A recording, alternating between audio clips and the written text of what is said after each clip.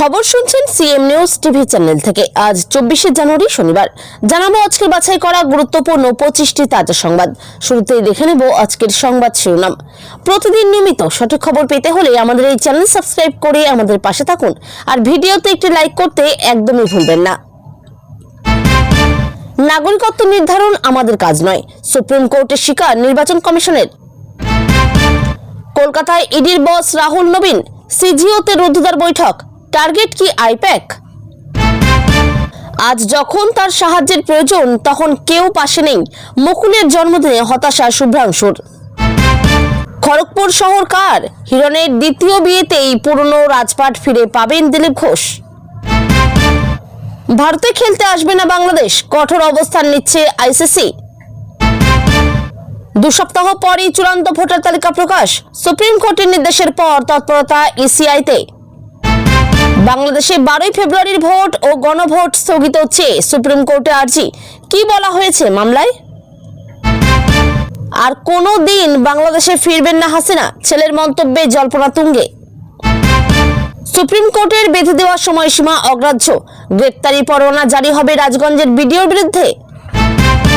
নেতাজি বেঁচে থাকলে তাকেও হিয়ারিং এ ডাকা হতো, রেড রোডে এসআইআর নিয়ে সরব মমতা। ইউনূস সরকারের আতঙ্কেই খারিজ লিটনদের দাবি, বাংলাদেশের ক্রিকেট শেষ, ক্ষুব্ধ ক্রিকেটাররা। কে কার সঙ্গে প্রেম করবে ওরা ঠিক করে দেবে, বিজেপিকে তোপ মমতার। দিল্লি ধর্ষণের রাজধানী, আইন শৃঙ্খলা নিয়ে মোদি শাহকে তোপ অভিষেকের।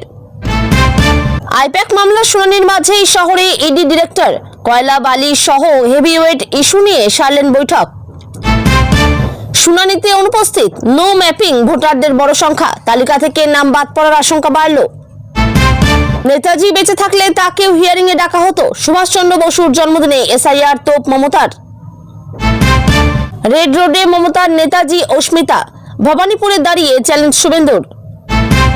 শুভেন্দুর সভার আগে তপ্ত নন্দীগ্রাম, ছিল তৃণমূলের পোস্টার। কেন সেনা নামাচ্ছে না নির্বাচন কমিশন? এসআইআর ইস্যুতে সরাসরি সুপ্রিম কোর্টে যাওয়ার হুঁশিয়ারি শুভেন্দুর। মমতার বিরুদ্ধে 100 কোটির মামলা শুভেন্দুর, জিতলে ওই বিশাল টাকা দিয়ে কি করবেন বিরোধী দলনেতা? স্বাধীনতা উপহার নয়, সংগ্রাম দরকার, নেতাদের জন্মজয়ন্তীতে বার্তা অভিষেকের। ইতিহাসকে বিকৃত করার চেষ্টা চলছে, রেড রোড থেকে কটাক্ষ মমতার। এসআইআর এ করা কমিশন, সুপ্রিম কোর্টের নির্দেশের পর এবার চিঠি মুখ্য সচিব ডিজিকে। বিজেপি দেশের জন্য ক্ষতিকর, আশা কর্মীদের বিক্ষোভে গো ব্যাক স্লোগান লকেটকে। এসআইআর শেষ হলেই এপ্রিলে শুরু জনগণনা, দিতে হবে 33টি গোপন প্রশ্নের উত্তর, সেগুলো কি? এতক্ষণ শুনছিলেন সংবাদ শিরোনাম, এবার আসছি বিস্তারিত খবরে। নাগরিকত্ব নির্ধারণ আমাদের কাজ নয়, সুপ্রিম কোর্টের শিকার নির্বাচন কমিশনের। নাগরিকত্ব নির্ধারণ নির্বাচন কমিশনের কাজ নয়, এই মর্মে সুপ্রিম কোর্টে স্পষ্ট স্বীকারোক্তি করল ভারতের নির্বাচন কমিশন। ভোটার তালিকার সংশোধন বা বিশেষ নিবিড় সমীক্ষা সংক্রান্ত মামলার শুনানিতে এই বক্তব্য ঘিরে নতুন করে রাজনৈতিক ও প্রশাসনিক বিতর্ক শুরু হয়েছে। কমিশনের এই অবস্থান বহুদিনের অভিযোগ ও আশঙ্কাকে কার্যত স্বীকৃতি দিল বলেই মনে করছেন আইনজ্ঞ ও বিরোধী রাজনৈতিক দলগুলি। সুপ্রিম কোর্টে কমিশনের পক্ষ থেকে জানানো হয়, ভোটার তালিকায় নাম থাকা মানেই কোনো ব্যক্তি ভারতের নাগরিক, এমন সিদ্ধান্ত দেওয়ার ক্ষমতা নির্বাচন কমিশনের নেই। নাগরিকত্ব নির্ধারণ একান্তভাবেই কেন্দ্র সরকারের স্বরাষ্ট্র মন্ত্রক এবং সংশ্লিষ্ট কর্তৃপক্ষের আওতাধীন বিষয়। কমিশনের কাজ শুধুমাত্র নির্বাচনী প্রক্রিয়া পরিচালনা এবং যোগ্য ভোটারদের তালিকাভুক্ত করা। এর বাইরে গিয়ে কাউকে নাগরিক বা অনাগরিক ঘোষণা করার আইনগত অধিকার তাদের নেই। এই বক্তব্য উঠে আসতেই প্রশ্ন উঠেছে, তাহলে সাম্প্রতিক এসআইআর বা ভোটার তালিকা যাচাইয়ের নামে যে বিপুল সংখ্যক ভোটারের নাম বাদ পড়ার আশঙ্কা তৈরি হয়েছে তার ভিত্তি কি? বিশেষ করে পশ্চিমবঙ্গে ভোটার তালিকা সংশোধন ঘিরে যে উত্তেজনা তৈরি হয়েছে, সেই প্রেক্ষাপটে কমিশনের এই বক্তব্য অত্যন্ত তাৎপর্যপূর্ণ বলে মনে করা হচ্ছে। বিরোধী দলগুলির অভিযোগ, নাগরিকত্ব নিয়ে সরাসরি সিদ্ধান্ত নেওয়ার ক্ষমতা না থাকলেও নির্বাচন কমিশনের মাধ্যমে পরোক্ষভাবে ভোটারদের নাম বাদ দেওয়ার চেষ্টা চলছে। বহু ক্ষেত্রে বাসস্থান সংক্রান্ত নথি, ম্যাপিং সমস্যা বা শুনানিতে অনুপস্থিত থাকার কারণে প্রকৃত ভারতীয় নাগরিকদের নাম তালিকা থেকে বাদ পড়তে পারে, এই আশঙ্কা সুপ্রিম কোর্টেও তুলে ধরা হয়েছে। কমিশনের পক্ষ থেকে অবশ্য দাবি করা হয়েছে, কোনো বৈষম্যমূলক বা রাজনৈতিক উদ্দেশ্য নিয়ে ভোটার তালিকা সংশোধন করা হচ্ছে না, আদালতের নির্দেশ মেনেই সমস্ত কাজ করা হচ্ছে এবং প্রকৃত ভোটারের নাম বাদ পড়লে আপিল ও সংশোধনের সুযোগ থাকবে। তবে আইন বিশেষজ্ঞদের একাংশের মতে নাগরিকত্ব নির্ধারণ কমিশনের কাজ নয়। এই বক্তব্য ভবিষ্যতে বড় আইনি জটিলতার জন্ম দিতে পারে, কারণ ভোটার তালিকা ও নাগরিকত্ব কার্যত পরস্পরের সঙ্গে গভীরভাবে জড়িত। এই স্বীকারোক্তির ফলে আগামী দিনে এনআরসি, ভোটার তালিকা সংশোধন ও নাগরিক অধিকার সংক্রান্ত মামলায় নতুন দৃষ্টিভঙ্গি তৈরি হতে পারে বলেই মনে করছেন বিশেষজ্ঞরা। কলকাতায় ইডির বস রাহুল নবীন, সিজিওতে রুদ্ধদ্বার বৈঠক, টার্গেট কি আইপ্যাক? আইপ্যাক মামলা নিয়ে উত্তাল রাজনৈতিক পরিস্থিতির মাঝেই কলকাতায় এলেন এনফোর্সমেন্ট ডিরেক্টরেটের শীর্ষকর্তা রাহুল নবীন। বুধবার কলকাতার সিজিও কমপ্লেক্সের রুদ্ধদ্বার বৈঠকে বসেন তিনি। এই বৈঠক ঘিরে রাজ্য রাজনীতিতে জল্পনা তুঙ্গে। তবে কি আইপ্যাক তদন্তেই এবার বড় কোনো পদক্ষেপ করতে চলেছে কেন্দ্রীয় তদন্তকারী সংস্থা? সূত্রের খবর, কয়লা, বালি, শিক্ষক নিয়োগ দুর্নীতি সহ একাধিক হেভিওয়েট মামলার অগ্রগতি নিয়েই এই বৈঠক হলেও মূল ফোকাস ছিল আইপ্যাক সংক্রান্ত তদন্ত। সম্প্রতি আইপ্যাকের দপ্তরে তল্লাশি ও নথি বাজেয়াপ্ত করার পর থেকেই রাজ্য রাজনীতিতে প্রবল আলোড়ন সৃষ্টি হয়েছে। বিরোধীদের অভিযোগ, ভোটের মুখে রাজনৈতিক উদ্দেশ্য প্রণোদিতভাবে এই অভিযান চালানো হচ্ছে। রুদ্ধদ্বার বৈঠকে ইডির রাজ্য ও জোনাল স্তরের শীর্ষ আধিকারিকরা উপস্থিত ছিলেন। কোন কোন মামলায় চার্জশিট দাখিল হবে, কোথায় আরও জিজ্ঞাসাবাদের প্রয়োজন এবং আর্থিক লেনদেনের কোন দিকগুলি সবচেয়ে সংবেদনশীল, এইসব বিষয়ে বিস্তারিত আলোচনা হয়েছে বলে জানা গিয়েছে। রাজনৈতিক মহলের মতে আইপ্যাক একটি রাজনৈতিক পরামর্শদাতা সংস্থা হওয়ায় এই তদন্তের প্রভাব সরাসরি রাজ্য রাজনীতিতে পড়বে। শাসক দলের দাবি, ইডি ও অন্যান্য কেন্দ্রীয় সংস্থাকে ব্যবহার করে বিরোধীদের কণ্ঠরোধ করার চেষ্টা চলছে। অন্যদিকে বিজেপির বক্তব্য, দুর্নীতি হলে তদন্ত হবেই, সংস্থা বা রাজনৈতিক পরিচয় দেখে আইন আলাদা হয় না। ইডি সূত্রে যদিও প্রকাশ্যে কোনো মন্তব্য করা হয়নি, তবে স্পষ্ট ইঙ্গিত মিলেছে যে তদন্ত এখনো প্রাথমিক পর্যায়ে নেই। নথি যাচাই, ডিজিটাল তথ্য বিশ্লেষণ এবং আর্থিক লেনদেনের সূত্র ধরে আরও বড় তথ্য সামনে আসতে পারে। বিশেষজ্ঞদের মতে এই মুহূর্তে রাহুল নবীনের কলকাতা সফর শুধুমাত্র রুটিন প্রশাসনিক বৈঠক নয়, আসন্ন লোকসভা ও বিধানসভা নির্বাচনের প্রেক্ষাপটে এই সফর অত্যন্ত গুরুত্বপূর্ণ। আইপ্যাক মামলায় যদি কোনো বড় পদক্ষেপ নেওয়া হয় তাহলে তার প্রভাব রাজ্যের রাজনৈতিক সমীকরণে উল্লেখযোগ্য পরিবর্তন আনতে পারে। সব মিলিয়ে সিজিওর এই রুদ্ধদ্বার বৈঠক আগামী দিনে রাজ্য রাজনীতিতে আরও উত্তাপ ছড়াতে চলেছে, এ কথায় বলাই যায়। নেতাজি বেঁচে থাকলে তাকেও হিয়ারিংয়ে ডাকা হতো। রেড রোডে এসআইআর নিয়ে সরব মমতা। বিশেষ নিবিড় সংশোধন প্রক্রিয়া ঘিরে রাজ্য রাজনীতি যখন তুঙ্গে, ঠিক সেই সময়ে রেড রোড থেকে নির্বাচন কমিশন ও কেন্দ্রকে তীব্র আক্রমণ করলেন মুখ্যমন্ত্রী মমতা বন্দ্যোপাধ্যায়। নেতাজি সুভাষচন্দ্র বসুর জন্মজয়ন্তীর অনুষ্ঠানে দাঁড়িয়ে মমতার কটাক্ষ, নেতাজি বেঁচে থাকলে তাকেও কি হিয়ারিংয়ে ডাকা হতো? এই মন্তব্য ঘিরে রাজনৈতিক মহলে শুরু হয়েছে প্রবল চর্চা ও বিতর্ক। মুখ্যমন্ত্রীর অভিযোগ, এসআইআর এর নামে ভোটার তালিকা সংশোধনের মাধ্যমে সাধারণ মানুষের ভোটাধিকার কেড়ে নেওয়ার চেষ্টা চলছে। বিশেষ করে যেভাবে হিয়ারিং এর নোটিশ পাঠানো হচ্ছে তাতে বহু প্রকৃত ভোটার আতঙ্কিত। মমতার বক্তব্য, দেশের স্বাধীনতার জন্য লড়াই করার নেতাদের উত্তরসূরিদেরও যদি আজ নিজেদের নাগরিকত্ব প্রমাণ করতে হয় তাহলে গণতন্ত্রের ভবিষ্যৎ কোথায় দাঁড়িয়ে? রেড রোডের মঞ্চ থেকে মুখ্যমন্ত্রী বলেন, নেতাজি আজ বেঁচে থাকলে তার কাছেও নথি চাইতো কিনা সেটা মানুষ জানতে চায়। তার এই মন্তব্য সরাসরি কেন্দ্র ও নির্বাচন কমিশনের ভূমিকার দিকে আঙুল তুলেছে। মমতার দাবি, ভোটার তালিকা সংশোধনের নামে রাজনৈতিক উদ্দেশ্য প্রণোদিতভাবে নির্দিষ্ট শ্রেণীর মানুষকে নিশানা করা হচ্ছে। তৃণমূল কংগ্রেসের মতে এসআইআর প্রক্রিয়ায় নো ম্যাপিং, অনুপস্থিতি বা নথিগত ত্রুটির অজুহাতে লক্ষ লক্ষ ভোটারের নাম বাদ পড়ার আশঙ্কা রয়েছে। এতে সংখ্যালঘু, পরিযায়ী শ্রমিক ও প্রান্তিক জনগোষ্ঠী সবচেয়ে বেশি ক্ষতিগ্রস্ত হবে। মমতা স্পষ্ট ভাষায় জানান, রাজ্য সরকার এই প্রক্রিয়ার বিরুদ্ধে আইনি ও রাজনৈতিক লড়াই চালিয়ে যাবে। অন্যদিকে বিজেপি মুখ্যমন্ত্রীর এই মন্তব্যকে কটাক্ষ করে উড়িয়ে দিয়েছে। বিজেপি নেতাদের বক্তব্য, ভুয়ো ভোটার চিহ্নিত করতে এসআইআর প্রয়োজন। তাদের দাবি, যারা প্রকৃত নাগরিক ও ভোটার তাদের ভয়ের কোনো কারণ নেই। মমতার মন্তব্য ইতিহাসের অপমান বলেও অভিযোগ তুলেছে বিজেপি। রাজনৈতিক বিশ্লেষকদের মতে নেতাজির নাম ব্যবহার করে মমতার এই আক্রমণ অত্যন্ত কৌশলী, কারণ নেতাজি শুধু বাংলা নয়, গোটা দেশের আবেগের সঙ্গে জড়িয়ে থাকা একটি নাম। সেই আবেগকে সামনে রেখে এসআইআর ইস্যুতে জনমত গড়ে তুলতেই এই মন্তব্য বলে মনে করছেন তারা। এই মন্তব্যের পরেই রাজ্য জুড়ে তৃণমূলের কর্মসূচি আরও জোরদার হতে পারে বলে ইঙ্গিত মিলেছে। অন্যদিকে নির্বাচন কমিশনের ভূমিকা নিয়ে সুপ্রিম কোর্টে চলার মামলার প্রেক্ষিতে এই বক্তব্য রাজনৈতিক চাপ বাড়ালো বলেই মনে করা হচ্ছে। সব মিলিয়ে নেতাজি বেঁচে থাকলে তাকেও হিয়ারিংয়ে ডাকা হতো, এই এক লাইনের মন্তব্য এসআইআর বিতর্ককে নতুন উচ্চতা নিয়ে গেল। আগামী দিনে এই ইস্যুই রাজ্য রাজনীতির অন্যতম প্রধান আলোচ্য বিষয় হয়ে উঠতে চলেছে তা বলাই যায়। এসআইআর শেষ হলেই এপ্রিলে শুরু জনগণনা, দিতে হবে 33টি গোপন প্রশ্নের উত্তর। সেগুলো কি? বিশেষ নিবিড় সংশোধন প্রক্রিয়া শেষ হওয়ার পরই আগামী এপ্রিল মাস থেকে দেশ জুড়ে শুরু হতে চলেছে জনগণনা, এমন ইঙ্গিত মিলেছে প্রশাসনিক সূত্রে। দীর্ঘদিন পর জনগণনা শুরু হওয়াকে কেন্দ্র করে স্বাভাবিকভাবেই কৌতূহল তৈরি হয়েছে সাধারণ মানুষের মধ্যে। তার উপর নতুন করে বিতর্ক তৈরি হয়েছে এই তথ্য যে এবারের জনগণনায় নাগরিকদের মোট 33টি গোপন বা সংবেদনশীল প্রশ্নের উত্তর দিতে হতে পারে। সরকারি সূত্রে জানানো হয়েছে, এই প্রশ্নগুলি মূলত ব্যক্তিগত, সামাজিক ও আর্থিক অবস্থার সঙ্গে সম্পর্কিত। যদিও সরকারিভাবে এখনো প্রশ্নপত্র প্রকাশ করা হয়নি, তবে প্রশাসনিক মহলে যে খসড়া নিয়ে আলোচনা চলছে তা থেকেই প্রশ্নগুলির সম্ভাব্য ধরন নিয়ে জল্পনা শুরু হয়েছে। সূত্রের দাবি অনুযায়ী এবারের জনগণনায় শুধুমাত্র নাম, বয়স বা ঠিকানার মধ্যেই তথ্য সীমাবদ্ধ থাকবে না, বরং পরিবারের গঠন, বাসস্থানের ধরন, শিক্ষাগত যোগ্যতা, কর্মসংস্থান, আয়ের উৎস, সামাজিক সুরক্ষা প্রকল্পের আওতায় থাকা না থাকা, এই ধরনের একাধিক বিষয়ে বিস্তারিত তথ্য সংগ্রহ করা হতে পারে। পাশাপাশি অভিবাসন, পর্যায়ী শ্রমিক সংক্রান্ত তথ্য এবং ডিজিটাল সুবিধা ব্যবহারের বিষয়ে প্রশ্ন থাকতে পারে বলে জানা যাচ্ছে। সবচেয়ে বেশি বিতর্ক তৈরি হয়েছে গোপন প্রশ্ন শব্দবন্ধটি নিয়ে। বিরোধী রাজনৈতিক দলগুলির অভিযোগ, জনগণনার নামে ব্যক্তিগত গোপনীয়তায় হস্তক্ষেপ করা হচ্ছে। তাদের প্রশ্ন, এই তথ্যগুলি কোথায় সংরক্ষিত থাকবে, কিভাবে ব্যবহার করা হবে এবং নাগরিকের ব্যক্তিগত নিরাপত্তা কতটা সুরক্ষিত থাকবে। সরকারের পক্ষ থেকে অবশ্য আশ্বস্ত করা হয়েছে, জনগণনার তথ্য সম্পূর্ণ গোপন রাখা হবে এবং তা কোনোভাবেই আইনি বা প্রশাসনিক পদক্ষেপের জন্য ব্যবহার করা হবে না। জনগণনা আইনের অধীনে এই তথ্য শুধুমাত্র পরিসংখ্যানগত বিশ্লেষণ ও নীতি নির্ধারণের জন্য ব্যবহৃত হয়, এই দাবিও করা হয়েছে। বিশ্লেষকদের মতে এসআইআর ও জনগণনা এই দুই প্রক্রিয়া পরপর হওয়ায় সাধারণ মানুষের মধ্যে বিভ্রান্তি তৈরি হওয়াটা স্বাভাবিক। ভোটার তালিকা সংশোধনের সময় যেখানে নাগরিকত্ব ও ঠিকানা নিয়ে প্রশ্ন উঠছে, সেখানে জনগণনার সময় আরও বিস্তারিত প্রশ্ন এলে আতঙ্ক বাড়তেই পারে। রাজনৈতিক বিশ্লেষকদের মতে একাংশ মনে করছেন, আসন্ন নির্বাচনের আগে জনগণনার ঘোষণা ও প্রশ্নপত্র ঘিরে বিতর্ক রাজনৈতিকভাবে গুরুত্বপূর্ণ হয়ে উঠতে পারে। বিশেষ করে সংখ্যালঘু, প্রান্তিক ও পর্যায়ী জনগোষ্ঠীর মধ্যে এই প্রশ্নগুলির প্রভাব বেশি পড়তে পারে বলে মত তাদের।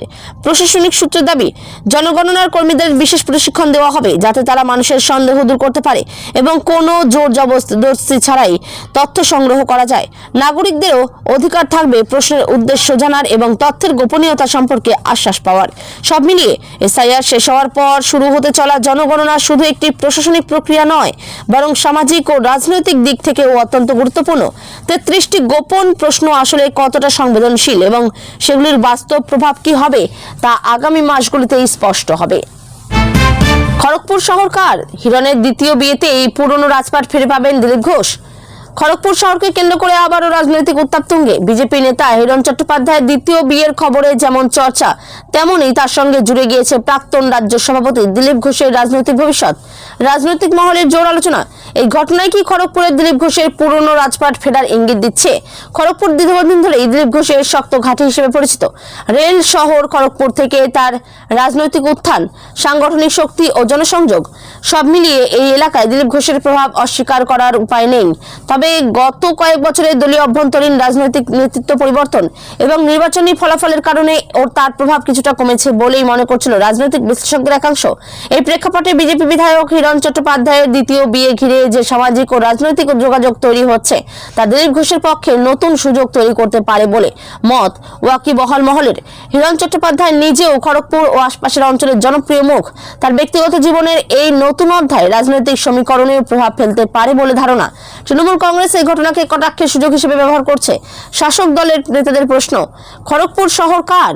তাদের দাবি, শহরের উন্নয়ন, প্রশাসনিক নিয়ন্ত্রণ এবং জনপ্রিয়তা সব দিক থেকেই এখন খড়গপুর তৃণমূলের দখলে। বিজেপির অভ্যন্তরীণ পুনর্গঠন বা ব্যক্তিগত সম্পর্ক নিয়ে সেই বাস্তবতা বদলানো যাবে না। অন্যদিকে বিজেপি শিবিরের বক্তব্য, খড়গপুরে এখনও দিলীপ ঘোষের গ্রহণযোগ্যতা অটুট। হিরণের সঙ্গে সম্পর্ক আরো মজবুত হলে সংগঠন শক্তিশালী হবে এবং পুরনো কর্মীরা ফের সক্রিয় হবেন।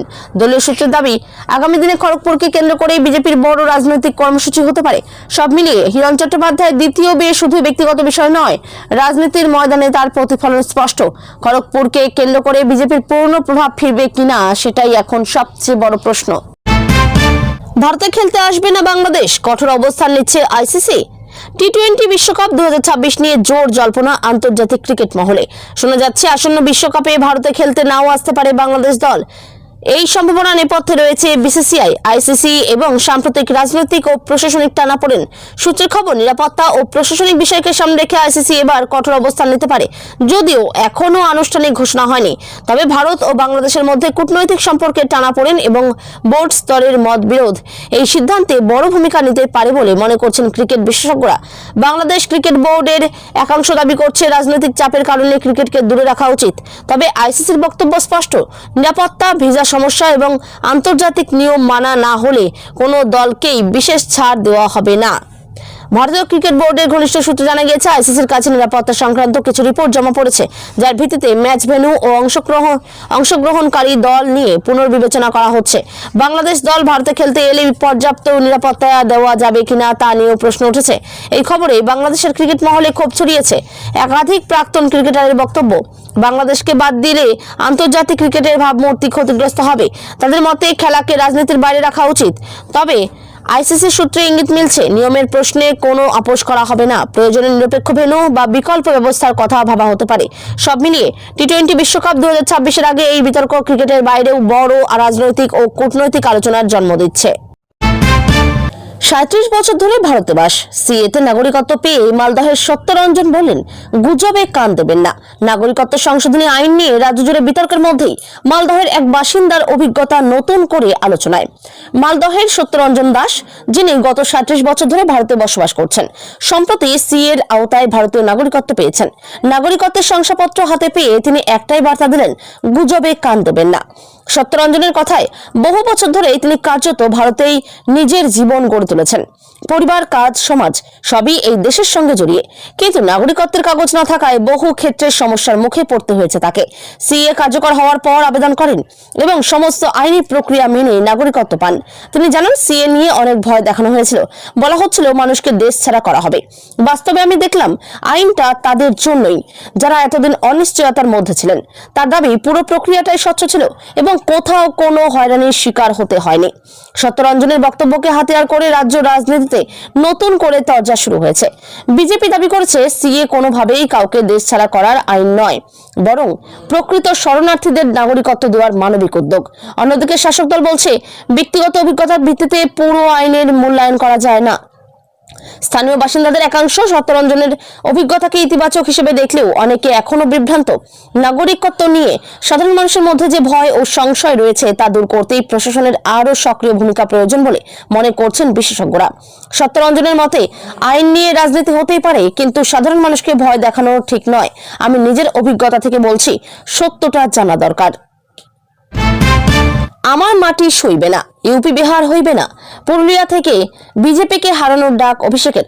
পুরুলিয়া সভা থেকে বিজেপিকে তীব্র আক্রমণ সানলেন তৃণমূলের সর্বভারতীয় সাধারণ সম্পাদক অভিষেক বন্দ্যোপাধ্যায়। সরাসরি আঞ্চলিক আবেগকে সামনে এনে তার ঘোষণা, আমার মাটি সইবে না, ইউপি বিহার হইবে না। এই মন্তব্য ঘিরে রাজনৈতিক মহলে তীব্র প্রতিক্রিয়া শুরু হয়েছে। সভায় অভিষেক বলেন, বাংলার সংস্কৃতি, ভাষা ও সামাজিক কাঠামো অন্য রাজ্যের সঙ্গে তুলনীয় নয়।